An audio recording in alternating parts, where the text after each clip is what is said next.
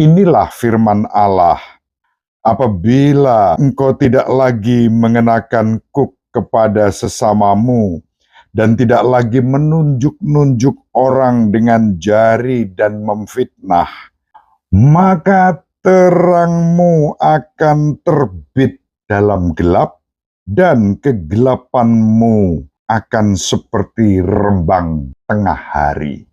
Satu tindakan sederhana melalui keberanian kita berkata jujur dan benar, berlaku adil, dan tidak memfitnah, membuat hidup kita bercahaya.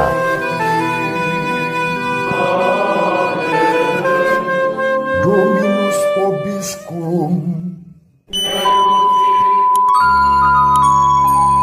Sahabat peradaban kasih ekologis yang terkasih, selamat berjumpa dalam renungan harian bersama saya melalui channel ini. Semoga panjenengan selalu sehat, tetap semangat tanpa sambat, dan selalu bahagia, kebahagiaan yang bersumber dari Tuhan Allah kita. Mari kita awali perjumpaan kita dengan bersatu di dalam doa.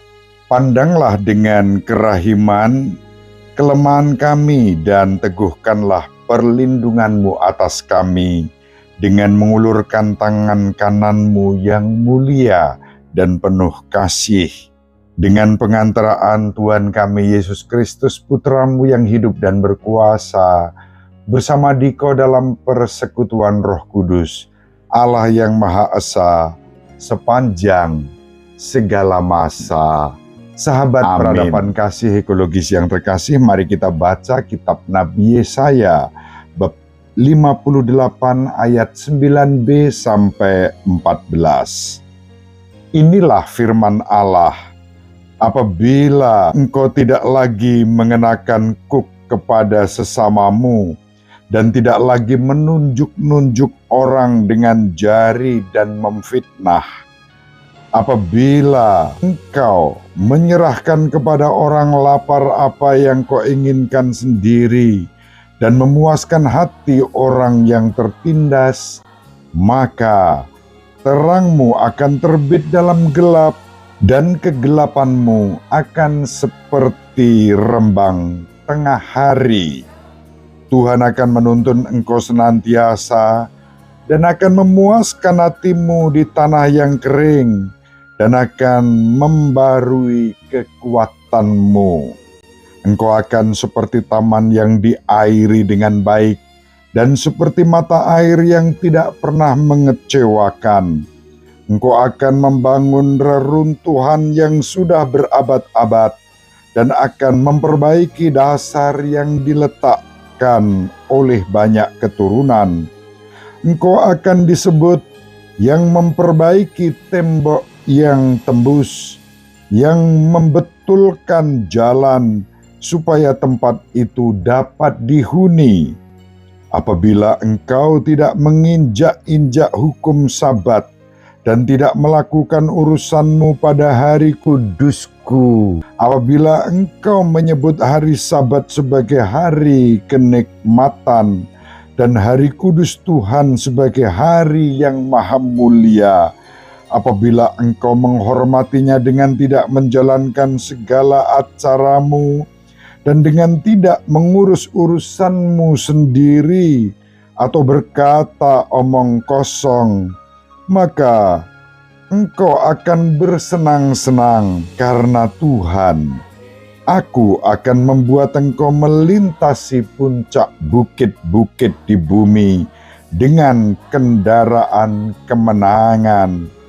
Aku akan memberi makan engkau dari milik pusaka Yakub, bapa leluhurmu, sebab mulut Tuhan Allahmu yang mengatakannya.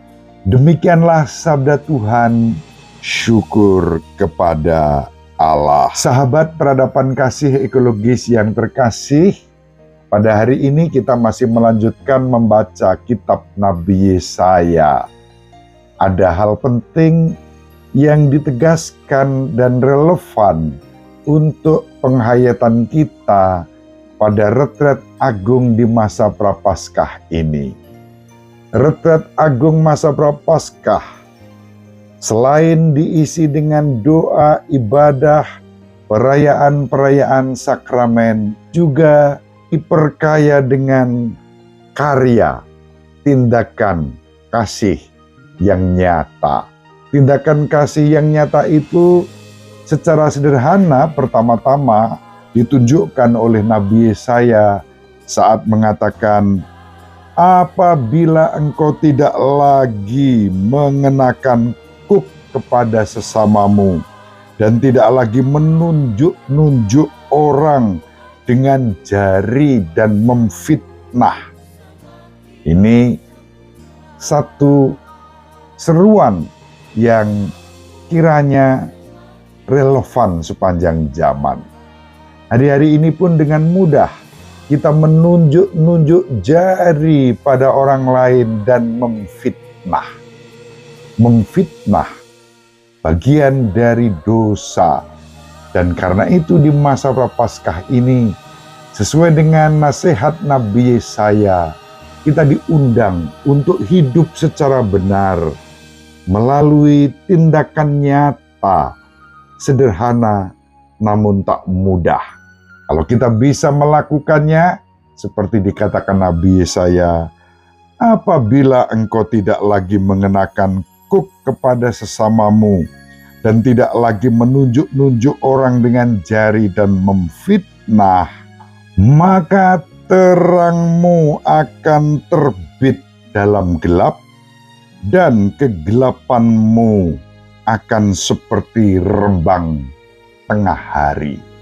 Inilah sahabat peradaban kasih ekologis yang terkasih, satu tindakan sederhana melalui keberanian kita berkata jujur dan benar, berlaku adil dan tidak memfitnah, membuat hidup kita bercahaya, laksana rembang tengah hari yang terang benderang. Masa Prapaskah seperti yang sudah kita renungkan merupakan kesempatan bagi kita tidak hanya untuk mengurangi ini dan itu, tetapi pertama-tama dan terutama mengurangi keinginan-keinginan pribadi yang bersumber dari hawa nafsu dan memperbanyak tindakan-tindakan kasih yang bersumber dari Allah sendiri yang telah lebih dahulu mengasihi kita dalam Yesus. Paus Fransiskus berpesan kepada kita bahwa kasih kita itu harus nyata. Kasih yang nyata yang ditunjukkan melalui perbuatan-perbuatan kita, dan itu akan menjadi tindakan kerahiman ilahi melalui kita. Mari sejenak kita perhatikan apa yang disampaikan Paus Fransiskus kepada kita, bahwa kasih kita itu harus nyata. Mari kita saling mendoakan agar kita berhenti untuk menunjuk-nunjuk jari, untuk menuding dan memfitnah sesama kita, berlaku adil, bermurah hati dalam tindakan dan karya-karya kasih. Ibu Maria selalu mendoakan kita, Bapak Yosef merestui kita dengan keheningannya.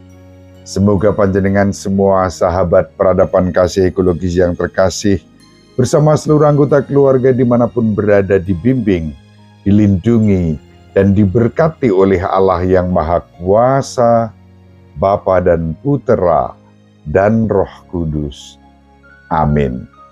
Terima kasih, salam sehat, tetap semangat tanpa sambat, selalu bahagia, kebahagiaan yang bersumber dari Tuhan Allah kita. Salve, salam sejahtera, berkah dalam. Sahabat peradaban kasih yang terkasih, sampai jumpa pada episode berikutnya. Terima kasih atas kebersamaan kita. Salam peradaban kasih ekologis. Berkah dalam